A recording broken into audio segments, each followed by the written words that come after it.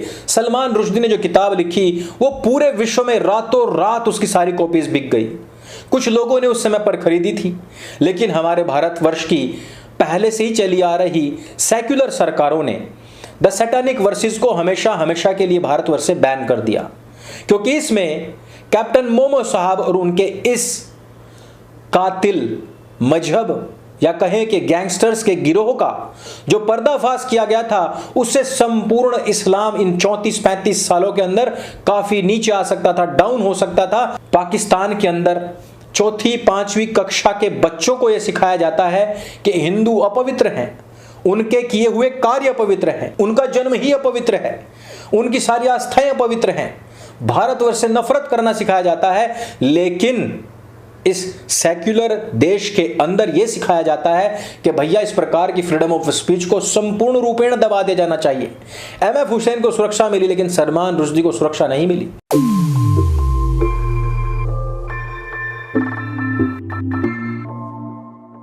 नमस्ते दोस्तों, आप सबका एक बार फिर से स्वागत है आपके अपने YouTube चैनल सत्य सनातन में। भारतवर्ष और बाहर में भी इतनी सारी लगातार घटनाएं घट रही हैं जिनको कि मेन स्ट्रीम मीडिया बिल्कुल भी कवर नहीं कर रहा है।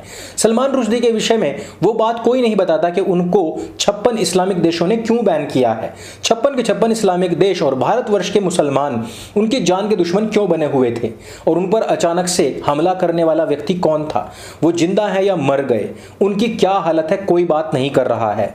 जालोर और कुशीनगर में एक जगह जहां पर भगवा झंडा तोड़ करके फेंक दिया गया, मुसलमानों की खुशी देखते ही बन रही है। पता लगता है कि इनको दुख किसी पेट्रोल के दाम बढ़ने, सब्जियों के दाम बढ़ने से या बेरोजगारी से बिल्कुल भी नहीं है, क्योंकि इस समाज का कोई भी व्यक्ति बेरोजगार होता ही नहीं, क्योंकि उनका रोजगार पैदा होते ही हो जाता है। वही होता है जो कि आप लोगों को पता है कि 90% लोग अपराधी प्रवृत्ति में किस समाज के किस मजहब से संबंधित हैं। घर का बिजनेस और दूसरी तरफ पाकिस्तान का झंडा लहराने और फहराने का जिक्र अभी तक किसी ने नहीं किया। घर घर तिरंगा होने की बात हो रही है, लेकिन यहां पर पाकिस्तान का झंडा फहराया जा रहा है। ऐसी और भी बहुत सारी खबरें जिनके ऊपर हम बात करेंगे, लेकिन स्टूडेंट्स के लिए मैं 2 पुस्तकें सबसे पहले लेकर के जो आया हूं वो है कर्मफल और उसकी मीमांसा, यानी कि कर्मफल सिद्धांत। यदि आप यही नहीं जानते कि कर्मफल होता क्या है, तो आप अपने धर्म को भी नहीं जान सकते हैं।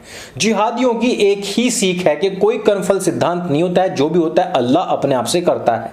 और दूसरा जो फिजिक्स के स्टूडेंट है, दर्शन शास्त्र की परंपरा में भौतिक विज्ञान, यह पुस्तक जो है, ये दोनों की दोनों पुस्तकें जो है सनातन हाट पर उपलब्ध हैं, और स्टूडेंट्स को ये 2 पुस्तकें बहुत ज्यादा जरूरी है।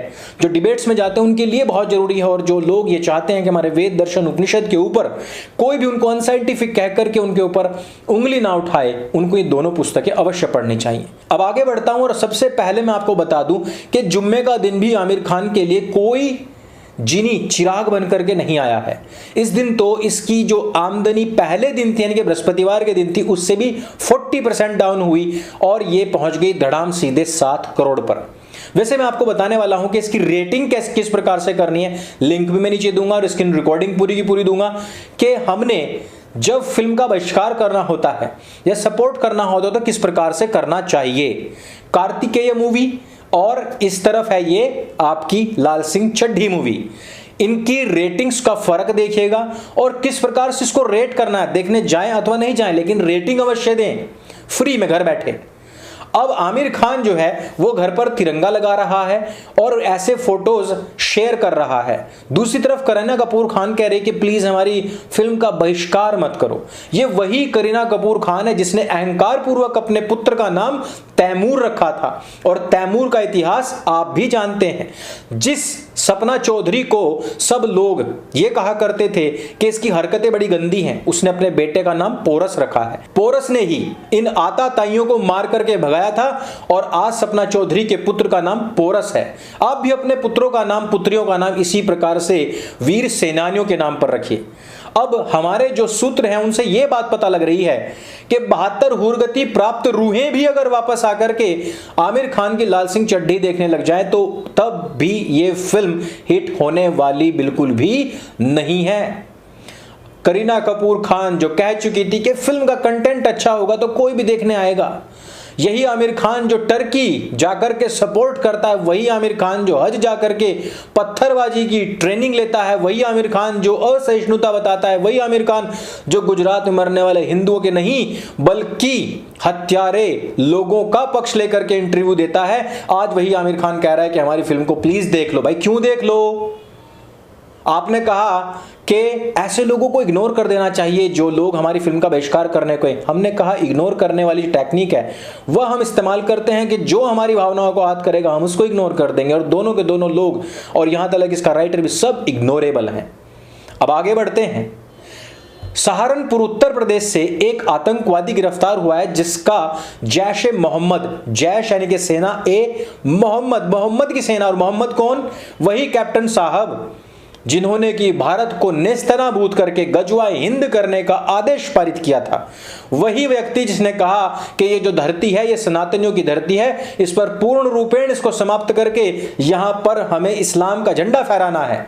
वो व्यक्ति जिसका इस देश से केवल एक ही नाता है कि उसने अपने अनुयायियों में इस देश के प्रति नफरत फैलाई, उसको यहां पर पूज्य माना जाता है। उसके खिलाफ एक शब्द कहेंगे तो हमारे कोर्ट, हमारी व्यवस्थाएं सब उस व्यक्ति के खिलाफ खड़ी हो जाती हैं जो व्यक्ति इस देश के खिलाफ था। मुझे नहीं पता है कि हमारी कानून व्यवस्थाएं, हमारे न्यायालय ये हमारी सुरक्षा के लिए बनाए, हमारे अधिकारों की सुरक्षा के लिए बनाए, या यहां से हजारों मील दूर 1400 साल पहले मर चुके एक ऐसे व्यक्ति के प्रति बनाए हैं, उसकी सुरक्षा के प्रति बनाए हैं जिसने हमारी बर्बादी का सपना देखा और अपनी सेनाएं तैयार की। आज ये देखिए कि उस व्यक्ति के नाम पर बने हुए आतंकवादी संगठन से पकड़ा हुआ एक आतंकवादी जब सामने आता है और कहता है कि नुपुर शर्मा की हत्या ही नहीं बल्कि फिदायीन हमला 15 अगस्त से पहले करना था। आप जरा सोचिए कि उसको कितने हल्के में ले लिया जाता है। जैश ए मोहम्मद, एक आतंकवादी पकड़ा गया है। अरे इस प्रकार के आतंकवादी यदि फ्रांस, अमेरिका और यूके में पकड़े जाएं, जापान, चाइना में पकड़े जाएं तो उस कौम को ही खात्मा कर दिया जाता है। लेकिन ये भारतवर्ष है जहां पर फिर भी कहा जाता है सबको ना शक की निगाह से नहीं देखा जा सकता। मैंने वर्षों पहले एक बात कही थी, 80% सांप जहरीले नहीं होते, परंतु हम हर सांप से कटवा करके चेक नहीं कर सकते कि वो जहरीला है अथवा नहीं है। सांप का एक ही इलाज है, वो कोई भी हो, लेकिन वो ना हम चाइना से सीखते हैं, ना अमेरिका से सीखते हैं, ना हम बौद्ध देशों से सीखते हैं। बस हम सीधे सीधे पीपनी बजा रहे हैं, और भी एक तरफा सेक्युलरिज्म की। बहन नुपुर शर्मा की हत्या का प्लान करने वाला ये व्यक्ति सहारनपुर से उत्तर प्रदेश से पकड़ा जाता है जहां की हुकूमत इतनी टाइट है, और यहीं पर कुशीनगर में हर घर तिरंगा फहराने के हमारे विश्वास जीतू प्रधानमंत्री जी का जो आदेश पारित हुआ है उसको पूर्ण रूपेण नकारते हुए पूरे स्वाभिमान के साथ में पाकिस्तान का झंडा फहराया गया है। किसके द्वारा? एक मुस्लिम के द्वारा, एक मोमीन के द्वारा। जालोर में देखिए कि इधर तो पाकिस्तान का झंडा फहराया और उधर एक भगवा झंडा उतारने के बाद में मुसलमानों के चेहरे पर खुशी देखिए, इतनी खुशी कि जैसे इन लोगों को संपूर्ण स्वतंत्रता मिल गई हो। इन लोगों का कोई वास्ता मतलब देश की तरक्की या यहाँ के रोजगार, बेरोजगारी या फिर अनपढ़ता या भूखमरी से नहीं है। इनका केवल और केवल एक ही निशाना है, और वो है हमारा भगवा रंग, भगवा ध्वज। वो है हमारी अस्मिता, वो है हमारी आस्था, वो है हमारे प्रतीक चिन्ह, वो है हमारी पवित्र पुस्तकें, और वो है हमारी पवित्र बहनें जिनको कि ये माले गनीमत समझते हैं।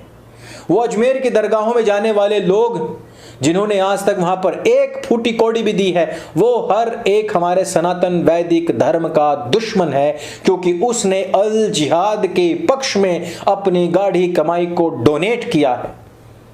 उसी राजस्थान के अंदर यह पड़ने वाला शहर जालोर, और वहीं पर ही हिंदुओं के प्रति अचानक से हिंसाएं बढ़ गई।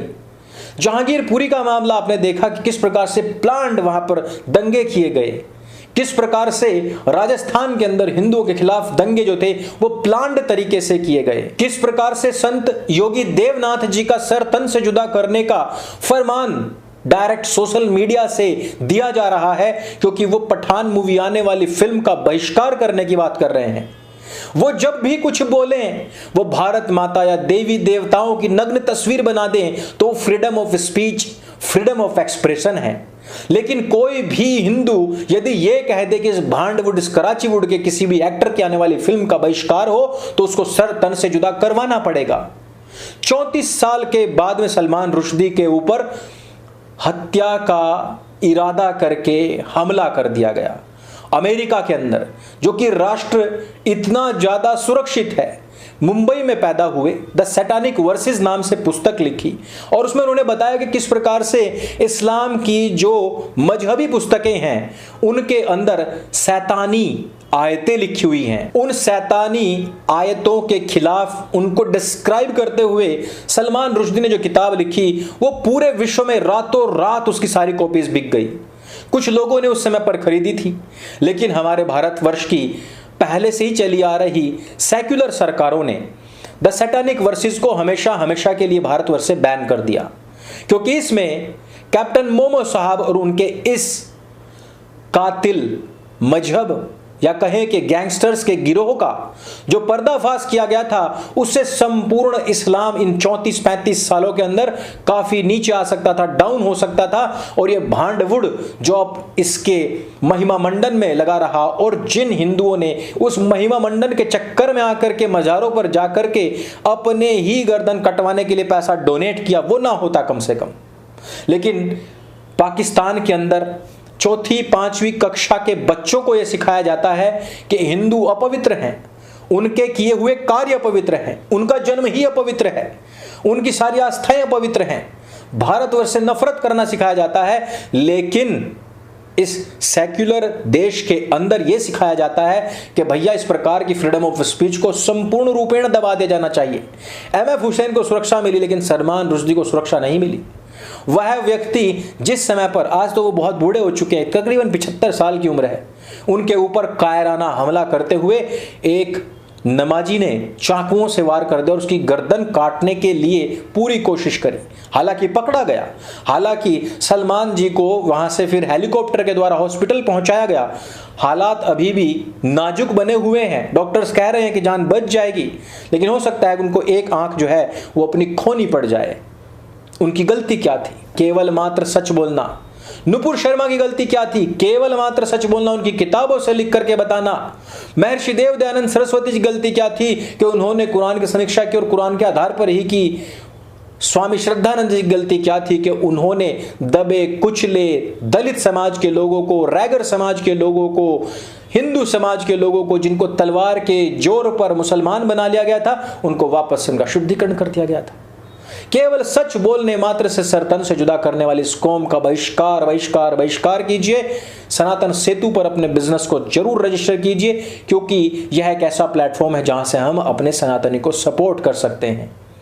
तो आज के वीडियो में सिर्फ इतना ही। यदि ये वीडियो आपको अच्छी लगे, जानकारी से भरपूर लगे और आप एक अच्छे पाठक हैं तो 2 पुस्तकें आप अवश्य खरीदिएगा। वीडियो अच्छा लगे तो सबके साथ में शेयर अवश्य कीजिएगा। मेरे संग बोली सत्य सनातन वैदिक धर्म की जय। जय हिंद, वंदे मातरम।